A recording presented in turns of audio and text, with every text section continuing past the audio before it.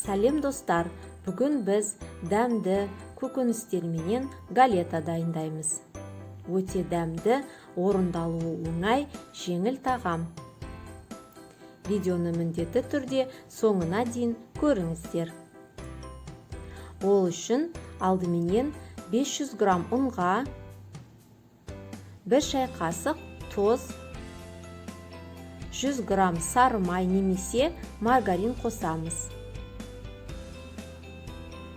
50 грамм сұйық май, 1 жұмыртқа қосып араластырамыз. Қамыр ұнтағы болады. Енді қамырымыздың басын біріктіру үшін 3 қасық, ас қасық қаймақ қосамыз.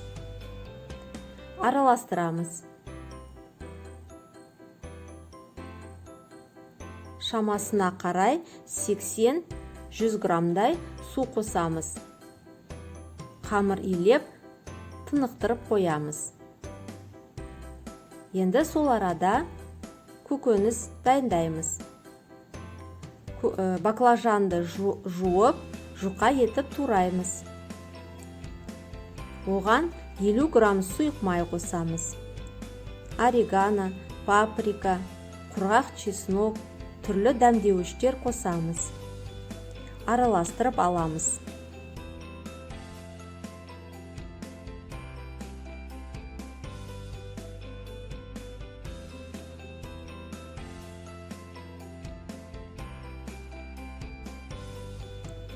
Тыныққан қамырымызды 2 бөлікке бөліп аламыз.